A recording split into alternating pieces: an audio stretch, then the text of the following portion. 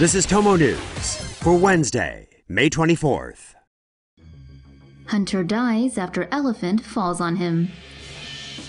A South African professional big game hunter was crushed to death last Friday afternoon during a hunt in Zimbabwe when an elephant, shot by his hunting group, fell on top of him.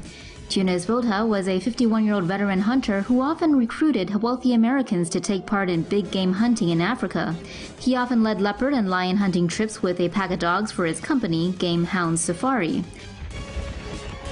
Last Friday, Botha took a hunting group with him to Hwange National Park in Zimbabwe. The park is the same place where Cecil the lion was killed, which sparked a public outcry in 2015. The group came across a breeding herd of elephants. The hunters started firing at the elephants, but the gunshots startled the animals and caused 3 elephants to charge at the hunters. After Botha shot at them, a 4th elephant rushed in from the side and picked him up with his trunk. In an attempt to rescue him, one of the other hunters shot the elephant. However, instead of putting Botha down, the dying animal collapsed and fell on top of him, crushing the hunting veteran to death. According to South Africa's Network 24, Botha leaves behind a wife and 5 children. Endometriosis explained. A new study has found cancer-related mutations in patients with deep endometriosis, an interesting find given that the condition itself is not cancerous. Endometriosis is largely considered a hormonal disorder, but these new findings open up new possibilities in the diagnosis and management of the often debilitating condition. The mucus that lines the inside of the uterus, called the endometrium, normally thickens and sheds in accordance with a woman's monthly cycle. But for those with endometriosis, the lining grows outside the uterus. It still thickens and sheds, but cannot exit the body, leading to irritation and inflammation.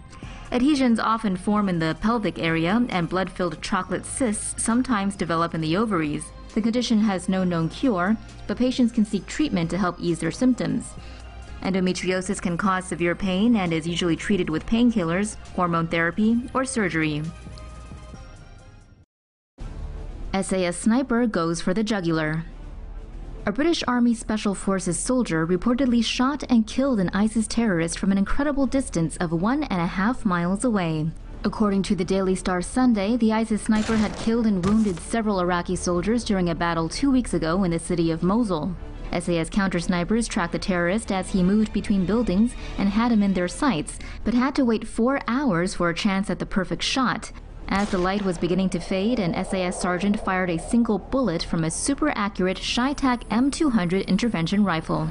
The bullet traveled for almost 3 seconds before hitting the terrorist in the throat and bringing his killing spree to an end. The long-range shot is thought to be one of the most difficult kills in the history of the SAS regiment. The bolt-action Shytac M200 rifle was reportedly on loan to the SAS from the U.S. Army as part of a battlefield trial. A British military source told the Daily Star Sunday the operation was a classic counter-sniper exercise that upheld the SAS sniper's motto of 1 round, 1 kill. However, it's worth pointing out that this story is the latest in a long line of similar tales about SAS snipers killing ISIS targets under the byline of Daily Star Sunday reporter Patrick Williams. Here at TomoNews, we previously animated one of the Star's stories about an SAS sniper taking out an ISIS boss with a single shot. In February, retired U.S. Army Special Forces soldier Major John Plaster told the Daily Caller he doubted the credibility of the Star's stories. Plaster, who is reportedly one of the leading sniper experts in the world, said that some of the kill shots were, if not impossible, then highly improbable. In response, the Daily Star Sunday denied that it ever made stories up. As ever, we'll let you make your own minds up. It was probably a good idea to stop firing nukes into space. Decades after they exploded in space, the true effect on Earth of cold-war nuclear bomb tests is only now beginning to be fully understood by scientists. According to recently declassified documents, nuclear weapons tests conducted by the United States and Soviet Union between 1958 and 1962 had an impact on space weather. Nuclear bombs detonated in space created geomagnetic disturbances in the Earth's magnetic field. They also caused electric fields to form on the planet's surface. Some tests even created a layer of charged particles held in place by the Earth's magnetic field called radiation belts. These man-made phenomena caused an aurora to form over the equator rather than at the poles. They also disrupted satellites and caused electrical currents that damaged power grids. Thankfully, America and the USSR stopped chucking nuclear bombs into space more than 50 years ago. According to NASA, this information about man's effect on space weather in the 1960s can hopefully help us better understand what's going on around our planet today. This boat's bigger than Big Ben. When Russian billionaire industrialist Andrei Melenchenko decides to build a yacht, he doesn't screw around. Melenchenko already owns this $300 million beast, but his latest vessel is even bigger. At 143 meters high, sailing yacht A is 10 meters taller than Big Ben in London. This is due to its 3 large carbon fiber masts, said to be the tallest in the world. The vessel is reportedly piloted using touch-sensitive controls, meaning its gigantic sails can be raised and lowered by the swipe of a screen. Using a sail-assisted motor, it will reportedly be capable of cruising at around 16 knots, or approximately 30 kilometers per hour. The yacht will likely be manned by a crew of 54 and have room for 20 guests. It'll also feature 8 floors, a helipad, and a swimming pool.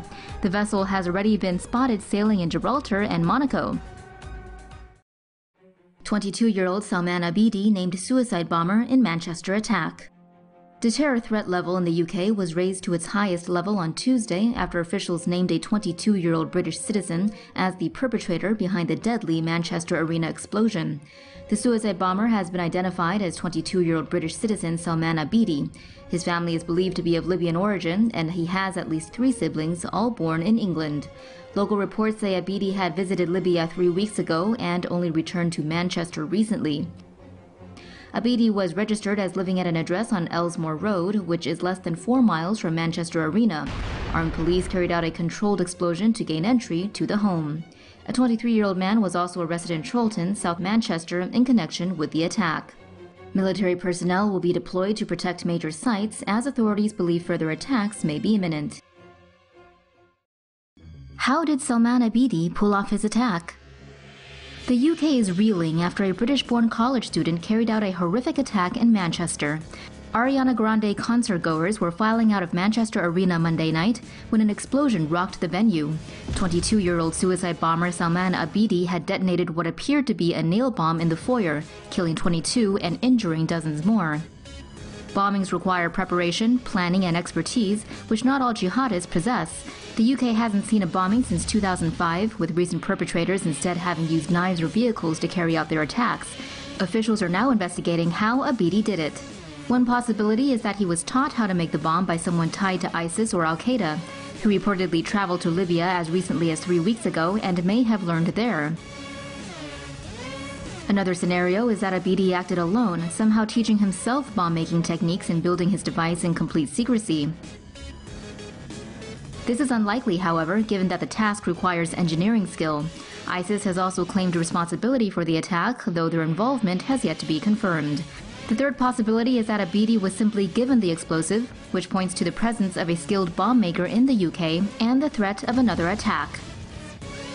British Prime Minister Theresa May has raised the threat level to the maximum level of critical. Authorities are continuing to investigate the attacker and his explosive as they attempt to figure out if he was part of a cell and if they are planning to strike again.